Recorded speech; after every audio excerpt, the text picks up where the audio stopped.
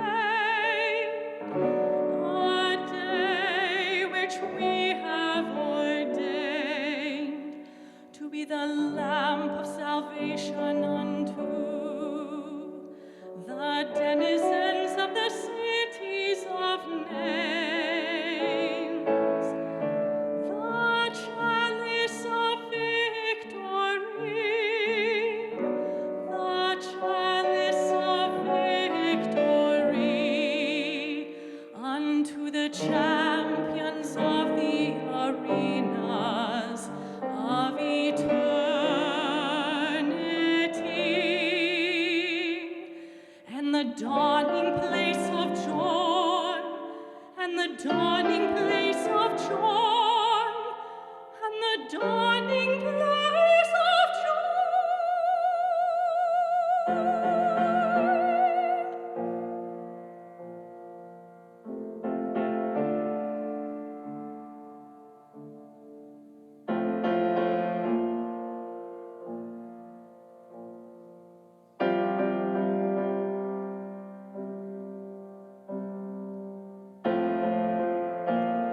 Of joy and exultation.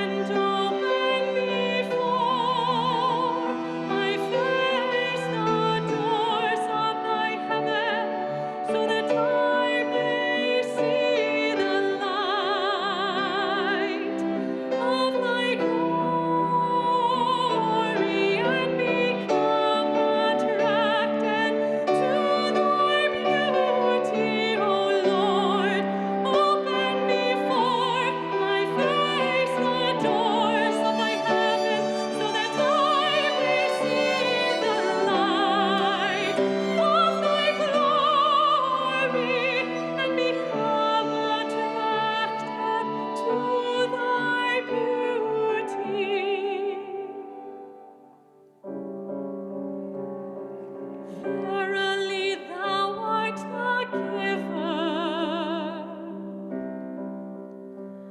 the generous, the merciful, the forgiving.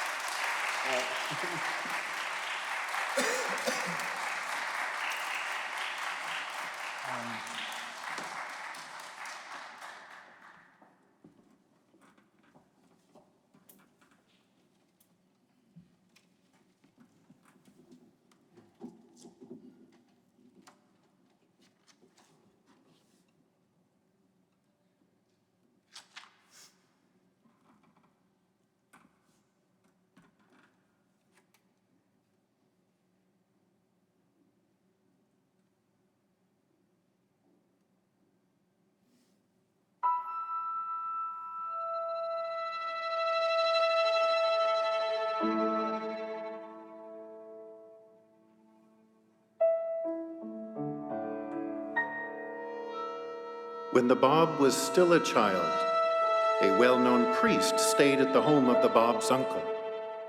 He has given the following account of that visit. Early one morning, I heard from the prayer room, which was next to mine, a tiny, sweet voice. It was a little child's voice in prayer. Such prayers, such a voice, such devotion, that I was absolutely enraptured. I waited patiently until dawn, and then I saw a boy of about 7 years of age. As soon as I gazed upon the child, I saw such a beautiful expression that I felt sure that I could never find another like him in the whole human race.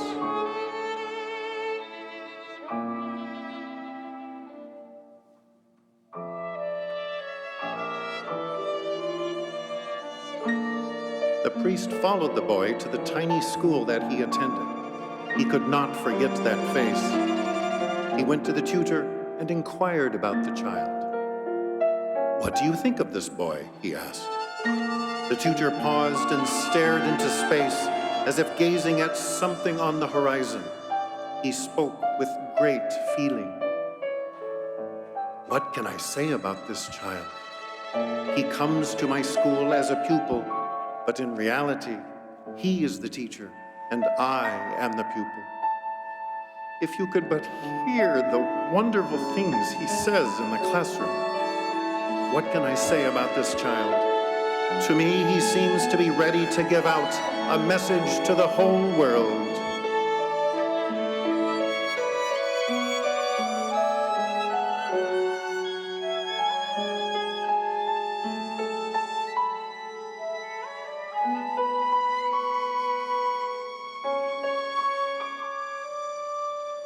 The admiration of the tutor for this little boy increased the priest's interest and wonder. He returned to the home of the Báb's uncle and told him what the tutor had said. The uncle then confided to the priest the dream which he had had about his nephew when the Báb was 5 years old. I dreamed that a pair of scales hung from heaven, he said. On one side of the scales was one of the prophets. On the other side, this child was placed by an invisible hand. Then, the side of the scales with the child slowly weighed down the other.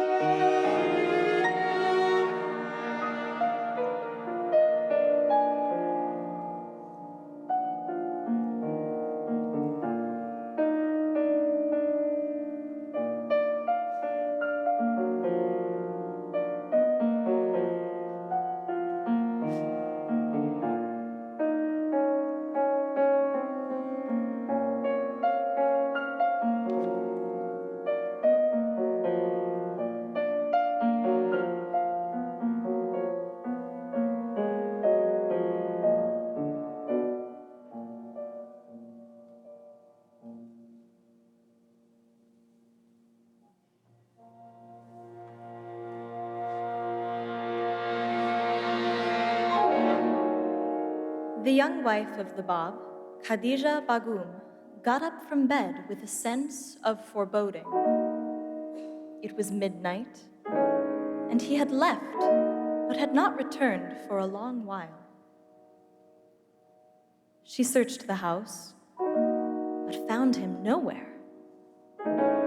Her anxiety deepened. She checked the front door, but it was locked from inside. He could not have left. Perhaps he was on the second floor, in the upper room, where he often entertained guests. Was a guest here? Who could be here at such an hour, keeping him for so long?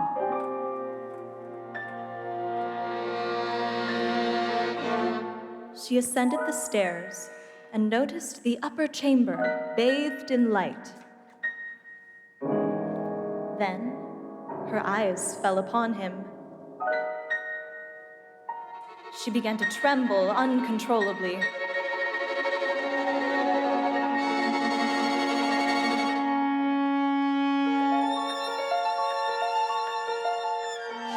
He was chanting a prayer, and an irresistible power radiated from him.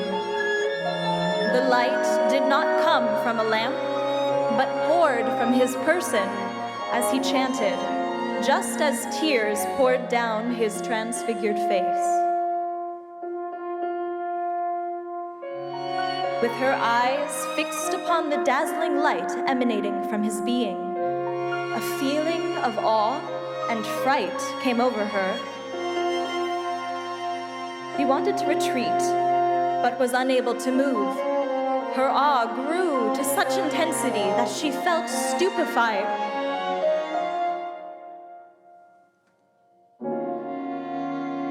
He turned to her.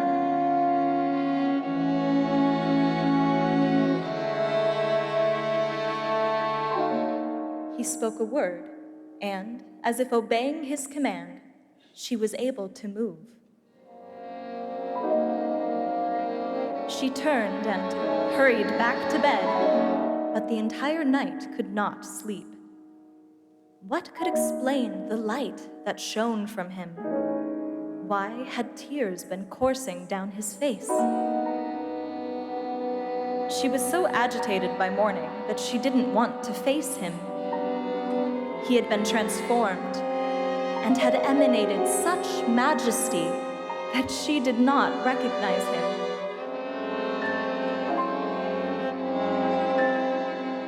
In her imagination, he appeared like the sun. Living with him, she thought, will reduce me to ashes. I possess not the power to withstand it.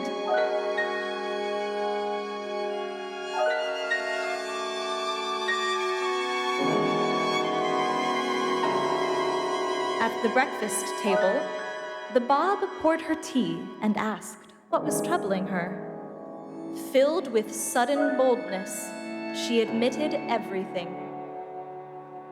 What she saw, her fear, and how it seemed to her that he was not the same man that she had married.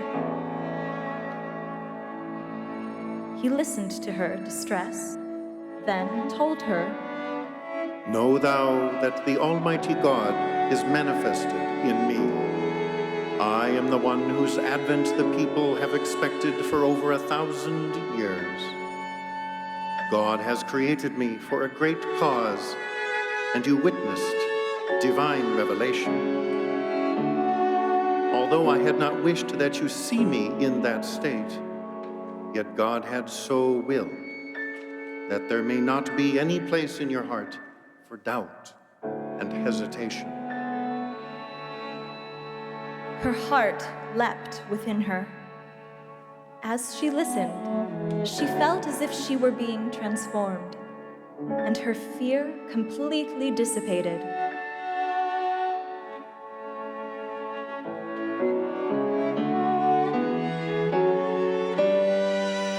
The Báb confided in her, prophesied the future suffering that would occur, and told her the secret of events to come. He knew that their time together would be short, that he would be taken from her, and in this earthly life there would be no reunion.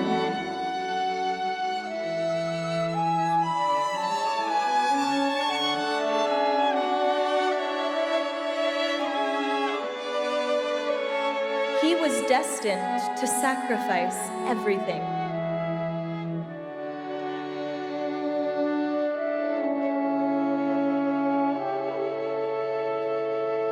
With full knowledge of the difficulties that lay ahead, he revealed a prayer especially for his beloved wife. Giving her the prayer, he explained what to do in her hour of grief. Recite this prayer ere you go to sleep. I myself will appear to you and will banish your anxiety.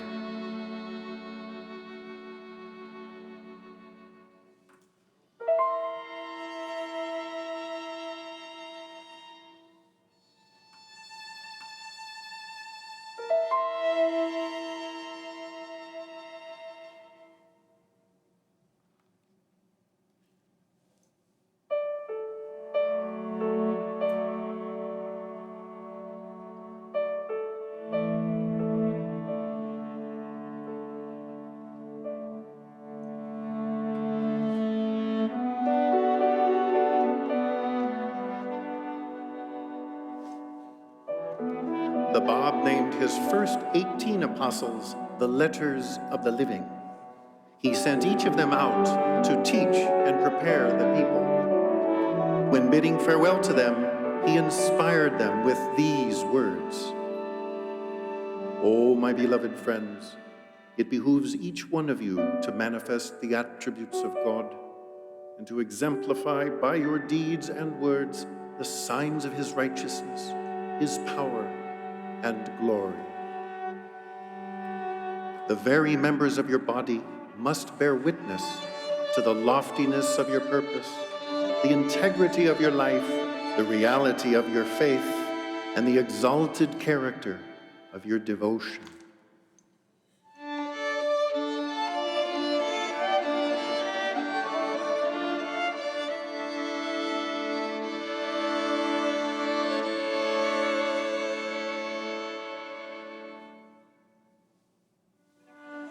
Ponder the words of Jesus addressed to his disciples as he sent them forth to propagate the cause of God. In words such as these, he bade them arise and fulfill their mission. Ye are even as the fire which in the darkness of the night has been kindled upon the mountain top. Let your light shine before the eyes of men. Such must be the purity of your character and the degree of your renunciation, that the people of the earth may, through you, recognize and be drawn closer to the Heavenly Father, who is the source of purity and grace.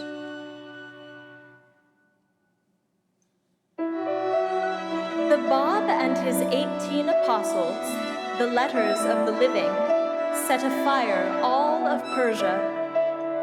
In the hearts of some, it was a fire of devotion, and in others, it was of hatred. The powerful in the land wanted to eradicate this cause, and so the governor of Shiraz formed a plan.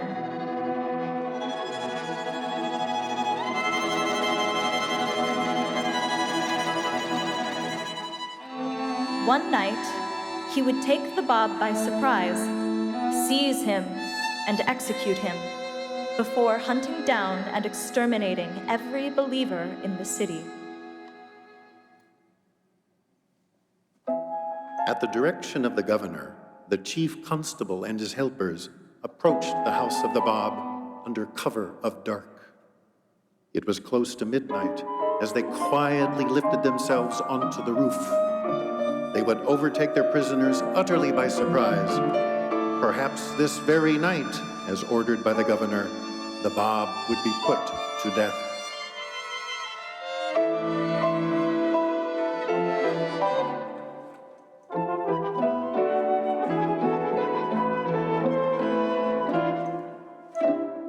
They suddenly descended upon the household and seized the Báb and his companions. The Báb remained utterly undisturbed.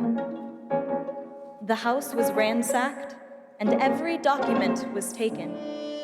Then, the captives were escorted out into the night. The Báb was aware that the hour had struck. Suffering on all sides was about to begin. He quoted from the constable's own holy book, saying, "That with which they are threatened is for the morning." The constable felt uneasy at those words, but could not understand why. The Báb completed the verse. "Is not the morning near?" They proceeded through the narrow streets. The stars vaulted above them. The city lay quiet. But as they continued, noises of a commotion could be heard.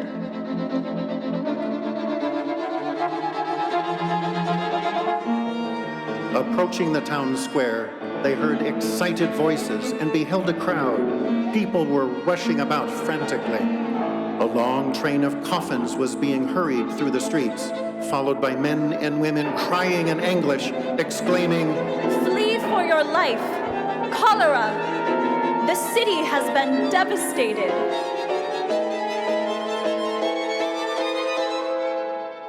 They were crying. Already, since the hour of midnight, it has taken the lives of over 100 people.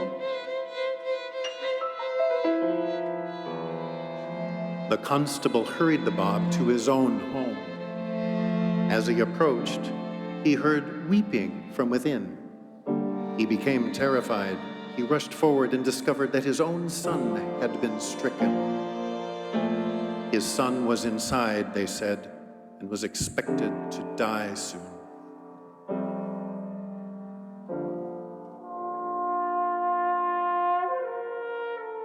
In despair, he could think of nothing else to do. The constable threw himself at the Báb's feet. He implored him to save the life of his son, saying, "Do not punish him for the guilt which his father has committed." The Báb comforted the constable. Pouring out a little water, he directed him to give it to the son to drink. "It will save his life," the Báb promised. The constable entered the house and beheld his son in a condition so severe he would have lost all hope, but for the vessel of water the Báb had given him. He gave the water to his son and prayed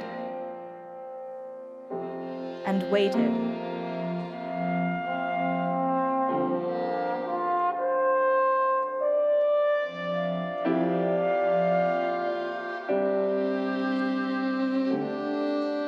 At the first signs of recovery in his son, the constable was overwhelmed with relief, but deeply shaken. He immediately wrote to the governor, recounted the events of that night of panic, and begged him to stop, writing, "Have pity on yourself, as well as those who are entrusted to your care." The governor agreed to cancel the order of execution and instead banished the Báb from the city. The Báb would need to leave his home and family, whom he would never see again.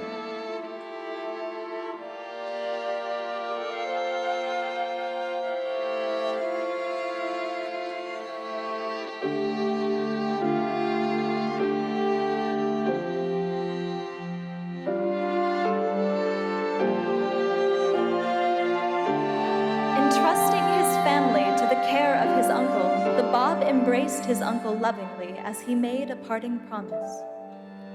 "I will again meet you amidst the mountains of Azerbaijan, from whence I will send you forth to obtain the crown of martyrdom. I myself will follow you and will join you in the realm of eternity." The Báb taught one thing very clearly. The purpose of his mission, more than anything else, was to announce the coming of one greater than himself. Every religious book foretells of a world redeemer, a promised one who will establish the kingdom on earth as it is in heaven. That person, the Báb taught, would soon appear and was already living in their midst. "Be awake on the day of the appearance of him," was the Báb's urgent refrain. "Suffer not yourselves to be shut out as by a veil after he hath revealed himself. I myself am but a ring upon the hand of him whom God shall make manifest. He turneth it as he pleaseth." Were he to appear at this very moment, I would be the first to adore him and the first to bow down before him. The person who fulfilled these promises was Bahá'u'lláh. Although he never met the Báb face to face, Bahá'u'lláh was his fearless champion. He had already refused a career in government and served the needy so generously that he and his wife were known as the father of the poor and the mother of consolation. Then, he read but a single sample of the Báb's writings and gave up all else. It marked the beginning of nearly 50 years of exile, imprisonment, torture, and bondage.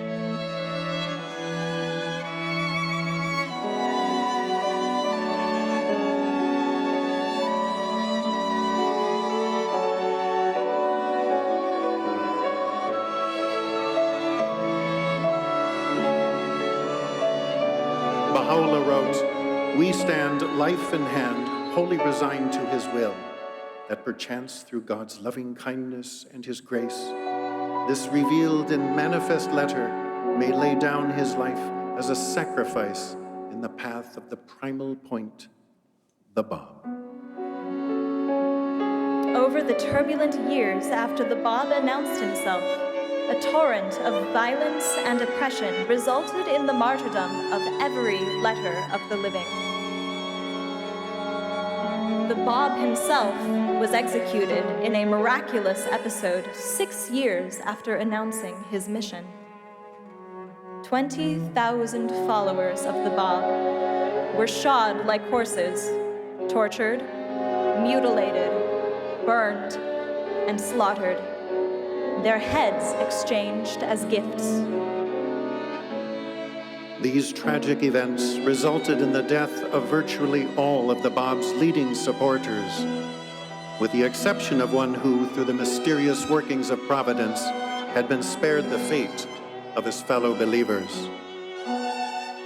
Baha'u'lláh would, at a later date, arise and redeem the cause for which they had sacrificed their lives.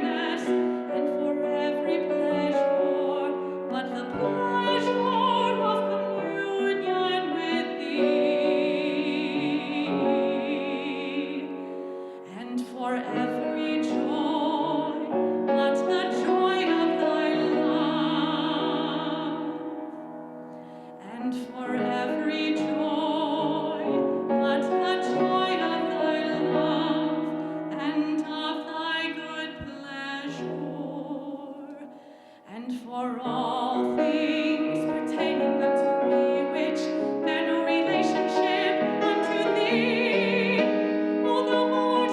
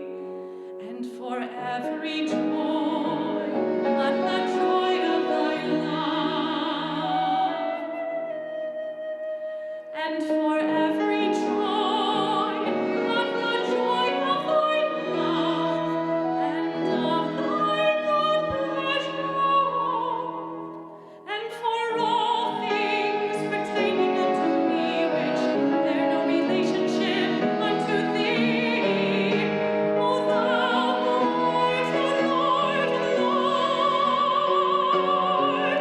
O thou who art the Lord of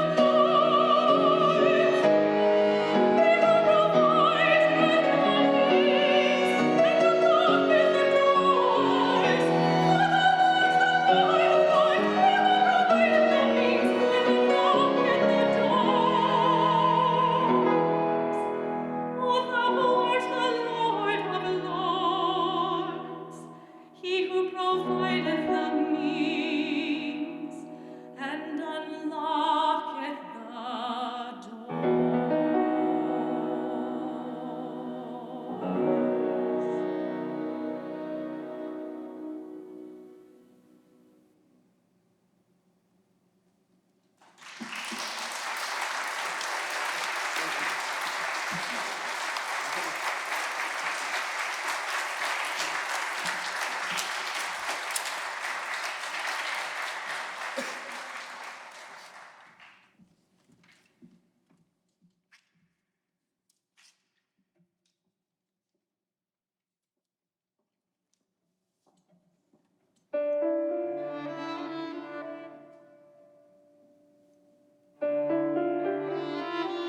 When Baha'u'lláh was still a child, the vizier, his father, dreamed a dream. Baha'u'lláh appeared to him swimming in a vast, limitless ocean. His body shone upon the waters with a radiance that illuminated the sea. Around his head, which could be distinctly seen above the waters, there radiated in all directions his long, jet-black locks, floating in great profusion above the waves. A multitude of fish gathered round him, each holding fast to the extremity of one hair. Fascinated by the effulgence of his face, they followed him in whatever direction he swam.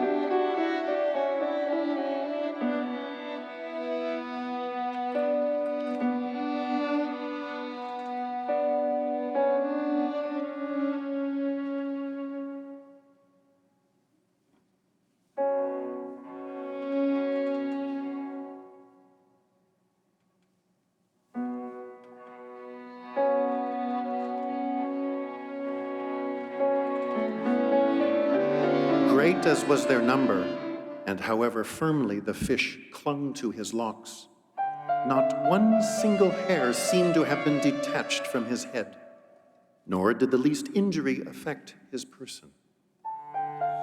Free and unrestrained, he moved above the waters, and they all followed him.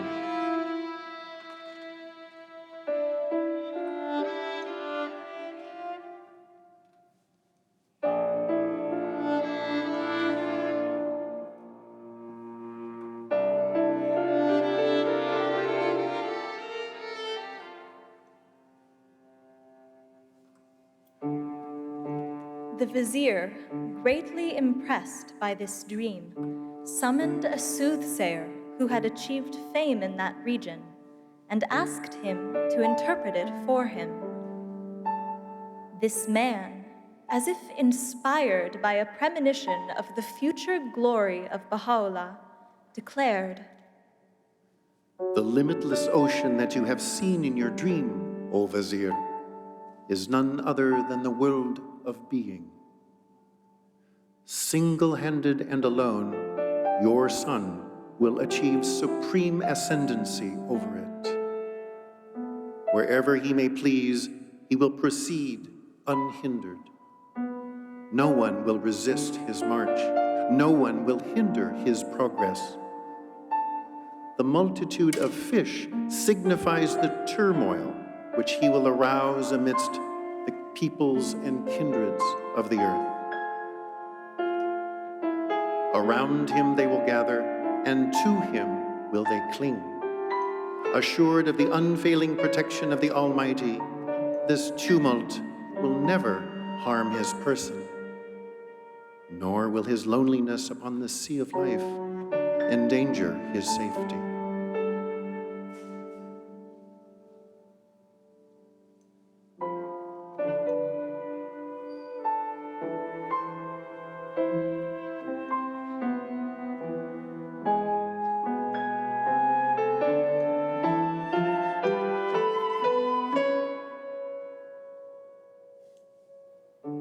That soothsayer was subsequently taken to see Baha'u'lláh.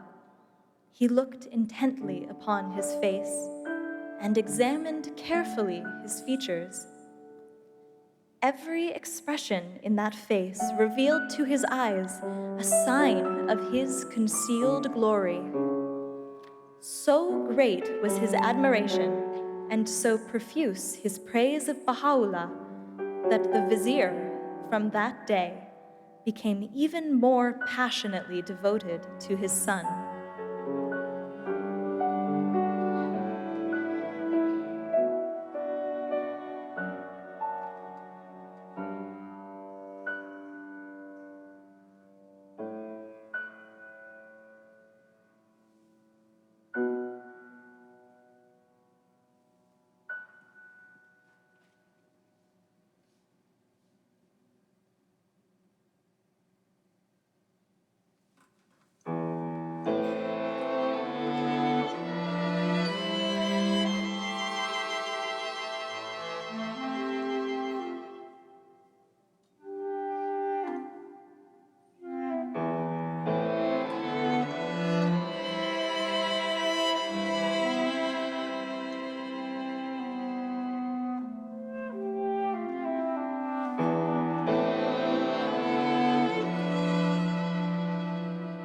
Baha'u'lláh awoke as the sun was rising, and he knew that this was the last day of freedom of his life. The morning air was mercifully cool before the summer heat of the day. He approached his horse to saddle and prepare it. "Flee," they had told Baha'u'lláh. "Flee for your own life. The very mother of the Shah is openly denouncing you before the court and the people." But he refused to flee. He mounted his horse and calmly began riding toward the headquarters of the Shah's army and delivered himself into their custody.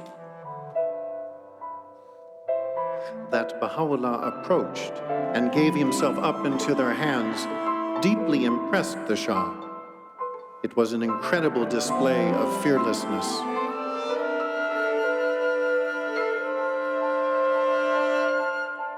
Since the authorities did not want to risk executing Baha'u'lláh, they decided to put him in a place where he was nearly certain to die anyhow. They decided to cast him into the most dread prison in Tehran, the Siyah Chal, the Black Pit.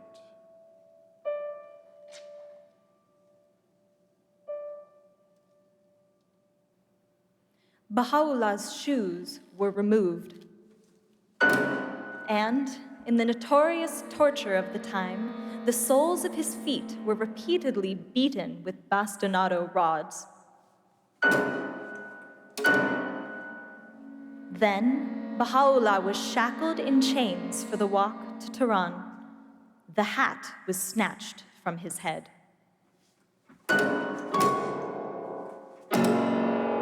Deprived of shoes, his feet sore and bleeding, he was forced to keep pace with the officers on horseback as he made the long, dusty journey, bareheaded and barefoot in the blazing heat. Several times, he was stripped of his clothes, exposing him to the scorching August sun. All along the way, crowds of people jostled to get a look at the prisoner and to jeer their insults at him.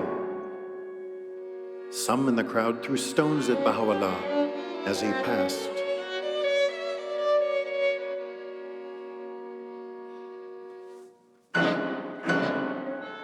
These were the same people who had previously called Baha'u'lláh Father of the Poor for his unfailing generosity and kindness to them.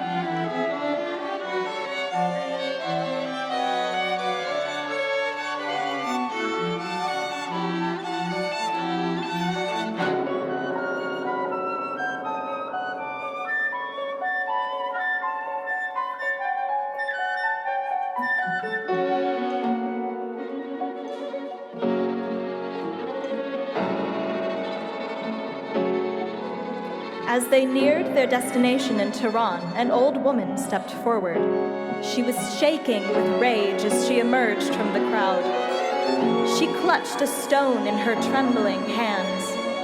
Too feeble to overtake the procession, they advanced ahead of her. In her frustration, she cried out to the guards, "Give me a chance to fling my stone in his face."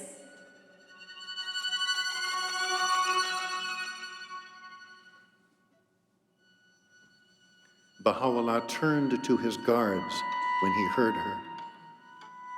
"Suffer not this woman to be disappointed," he said. "Deny her not what she regards as a meritorious act in the sight of God."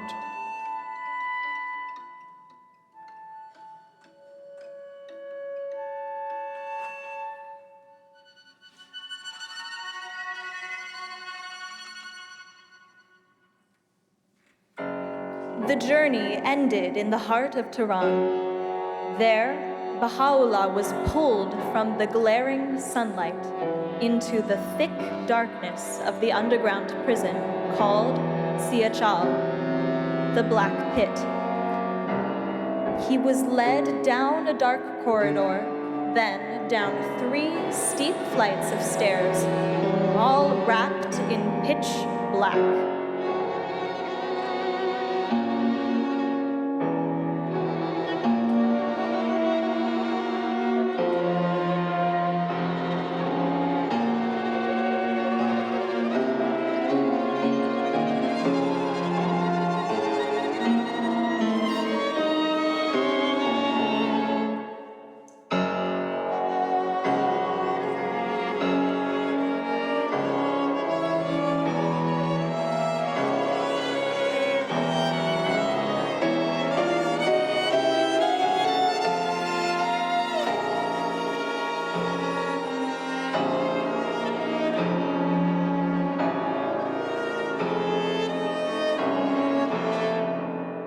The heat stayed on the surface with the daylight. No sunlight ever reached these depths. The air was icy cold and filled with the stench of men, deprived in their confinement of even the barest necessities. More than 100 of Persia's worst criminals were imprisoned here. Thieves, assassins, and highwaymen. Men bereft of hope, for they were not expected to survive the Black Pit.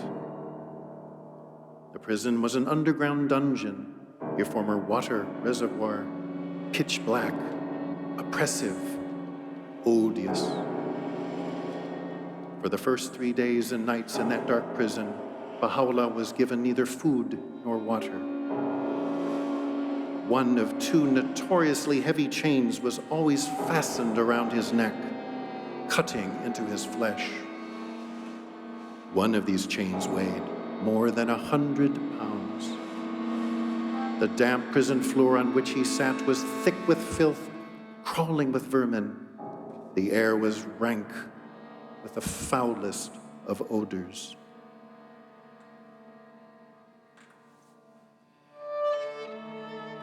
One night, a little before dawn, when everyone else in the prison was sleeping, a voice awakened Baha'u'lláh. It was a young man chained near him. The youth began to relate to Baha'u'lláh a wonderful dream. "I have this night been soaring into a space of infinite vastness and beauty," he said with wonder. "I seemed to be uplifted on wings that carried me wherever I desired to go. A feeling of rapturous delight filled my soul. I flew in the midst of that immensity with a swiftness and ease that I cannot describe.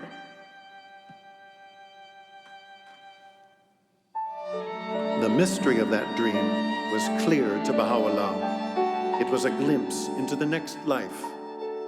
Baha'u'lláh told the man, "Today, it will be your turn to sacrifice yourself for this cause. You will find yourself soaring in that same limitless space of which you dreamed, traversing with the same ease and swiftness the realm of immortal sovereignty, and gazing with that same rapture upon the infinite horizon."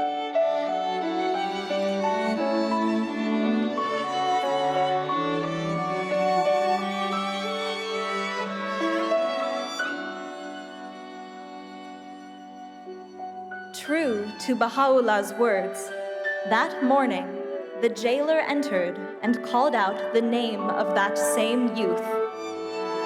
Baha'u'lláh himself later recalled, throwing off his chains, he sprang to his feet, embraced each of his fellow prisoners, and, taking us into his arms, pressed us lovingly to his heart. That moment, we discovered that he had no shoes to wear. We gave him our own, and, speaking a last word of encouragement and cheer, sent him forth to the scene of his martyrdom. Later on, his executioner came to us, praising in glowing language the spirit which that youth had shown. The executioner himself had given.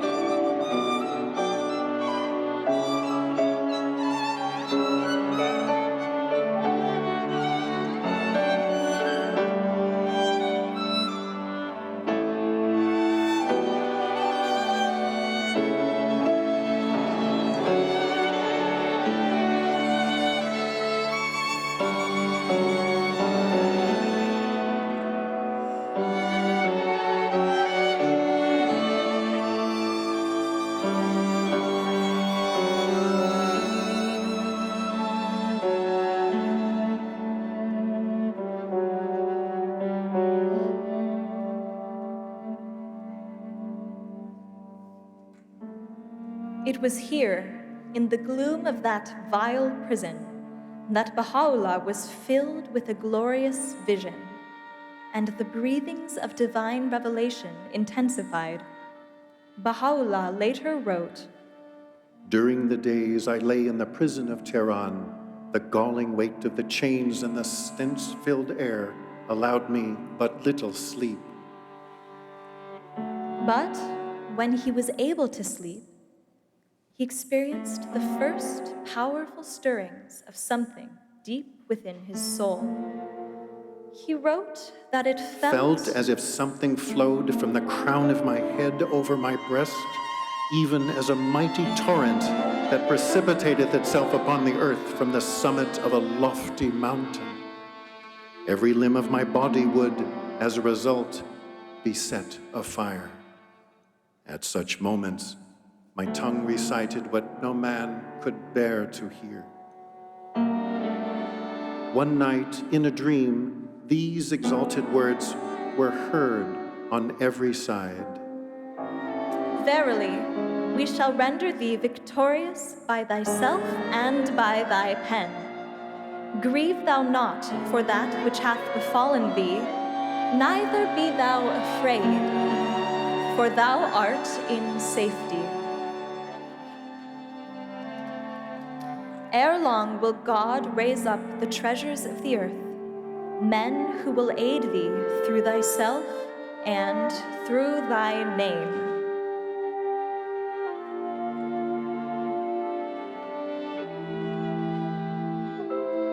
In another passage, Baha'u'lláh recounts, "While engulfed in tribulations, I heard a most wondrous, a most sweet voice calling above my head.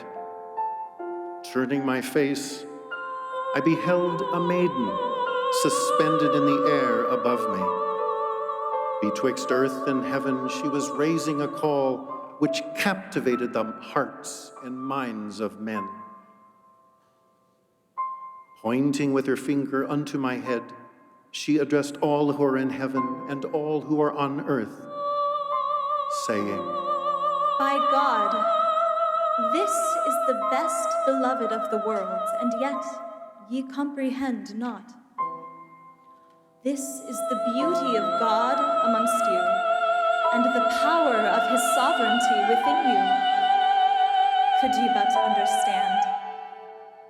This is the mystery of God and his treasure, the cause of God and his glory unto all who are in the kingdoms of revelation and of creation, if ye be of them that perceive.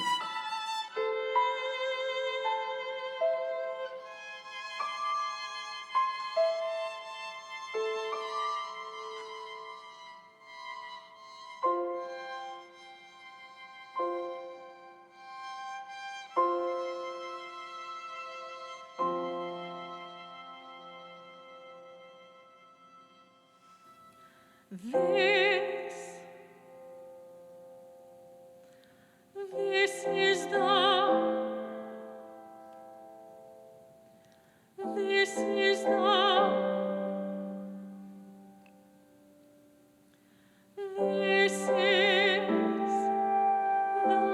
best beloved.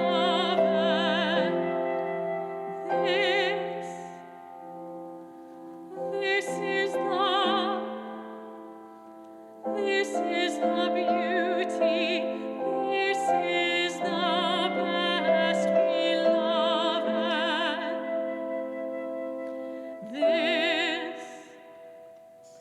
This is the mystery.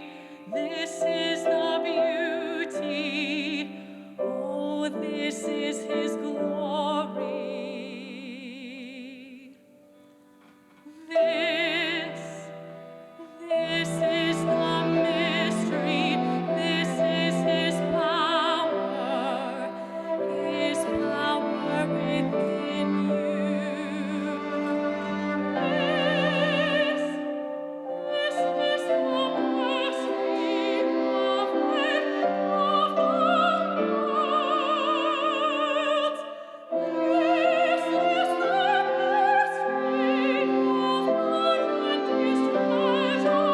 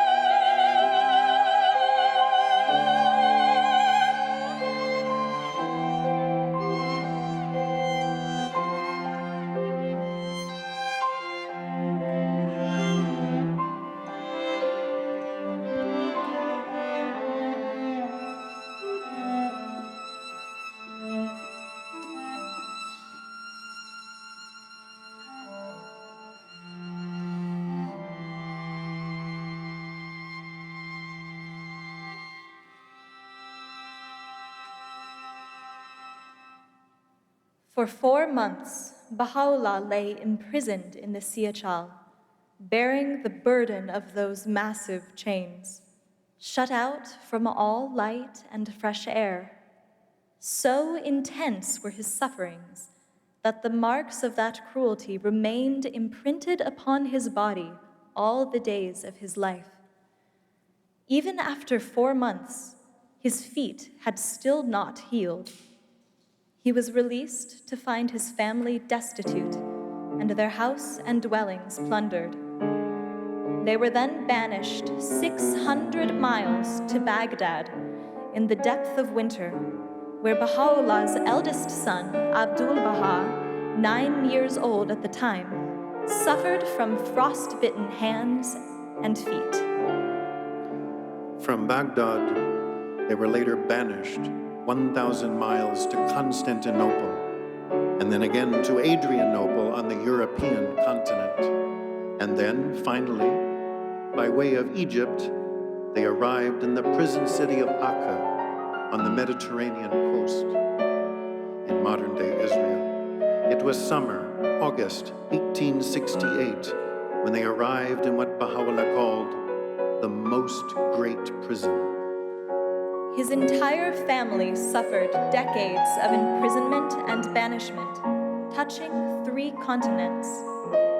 The stories told here are just a small cross-section of this rich history.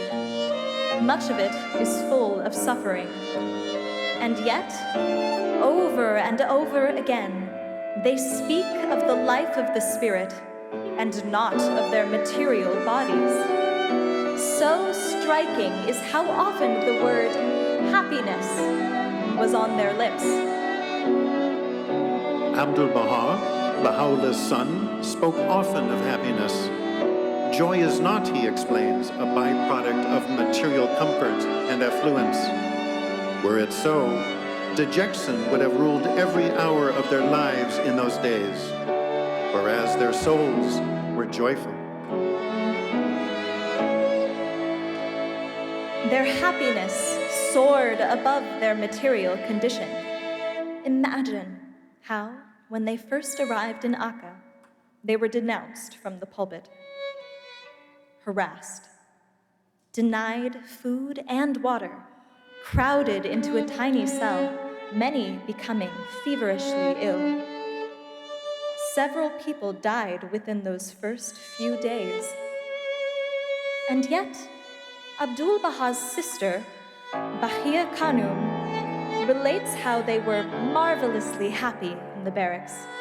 She goes on, saying how on the second night they were there, they got laughing so hard Baha'u'lláh came to the door and told them to stop, that he was afraid the guard would think they had gone crazy to be happy in such a place. Again, Abdu'l-Bahá relates, I myself was in prison 40 years. 1 year alone would have been impossible to bear. Nobody survived that imprisonment more than a year. But, thank God, during all those 40 years I was supremely happy. Every day on waking, it was like hearing good tidings, and every night, infinite joy was mine. Spirituality was my comfort, and turning to God was my greatest joy. If this had not been so, do you think it possible that I could have lived through those 40 years in prison? Thus, spirituality is the greatest of God's gifts, and life everlasting means turning to God. May you, one and all, increase daily in spirituality. May you be strengthened in all goodness. May you be helped more and more by the divine consolation, and be made free by the Holy Spirit of God. And may the power of the heavenly kingdom live and work among you.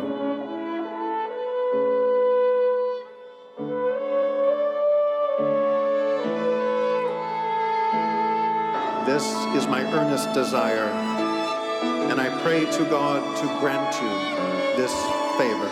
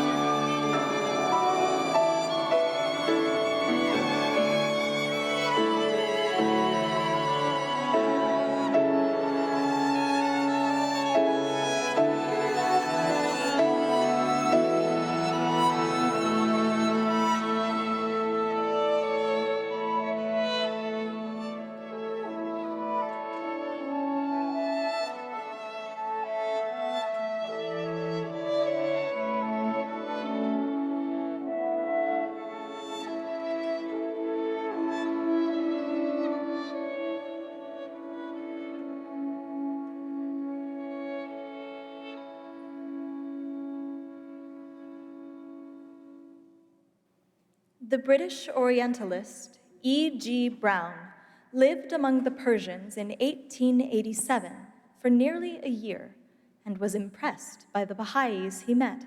So, in 1890, he succeeded in taking a final journey to the region to visit Bahá'u'lláh. Browne is the only Westerner to leave a record of his meeting with Bahá'u'lláh. Arriving at Bahá'u'llah's home near Akka, Browne was led to an upper room. A curtain was drawn aside, and he stepped into his presence. He wrote, "The face of him on whom I gazed, I can never forget, though I cannot describe it. Those piercing eyes seemed to read one's very soul. Power and authority sat on that ample brow. No need to ask in whose presence I stood, as I bowed myself before one who is the object of a devotion and love which kings might envy and emperors sigh for in vain." Baha'u'lláh explained to Browne his mission and desire. That all nations should become one in faith, and all men as brothers. That the bonds of affection and unity between the sons of men be strengthened. What harm is there in this? Yet so it shall be. These fruitless strifes, these ruinous wars shall pass away, and the most great peace shall come. Let not a man glory in this, that he loves his country. Let him rather glory in this, that he loves his kind. Baha'u'lláh spoke of the most great peace to E.G. Browne, which is the kingdom of heaven established on earth. The Báb emphasized this same theme of humankind's great destiny in his parting words to his disciples. He told them, "I am preparing you for the advent of a mighty day. Exert your utmost endeavor that, in the world to come, I, who am now instructing you, may, before the mercy seat of God, rejoice in your deeds and glory in your achievements."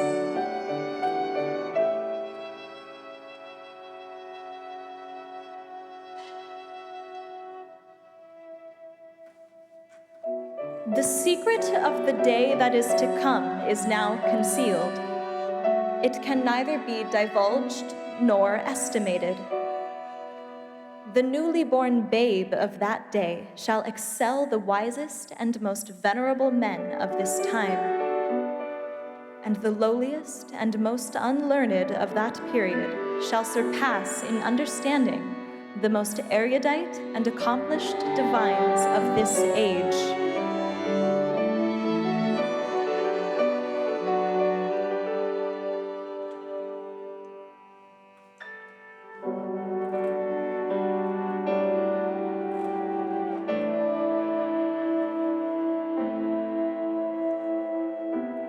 "Seize your chance" is the ardent appeal of Baha'u'lláh. Inasmuch as a fleeting moment in this day excelleth centuries of a bygone age, neither sun nor moon hath witnessed a day such as this. Both of them ceaselessly urge us to recognize the opportunity we have been given, that we live in a time as great as this one. To each of us, Baha'u'lláh describes the sublime purpose of our lives. As he writes, O friends, be not careless of the virtues with which ye have been endowed, neither be neglectful of your high destiny.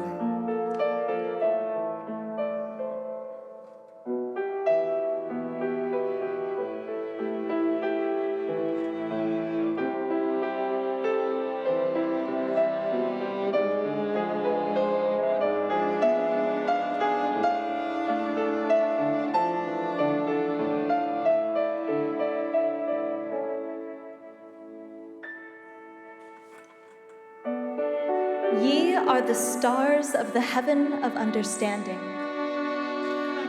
the breeze that stirreth at the break of day,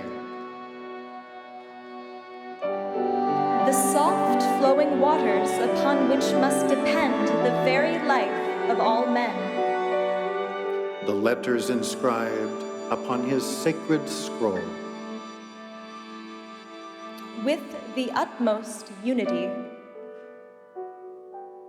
and in a spirit of perfect fellowship, exert yourselves, that ye may be enabled to achieve that which beseemeth this day of God.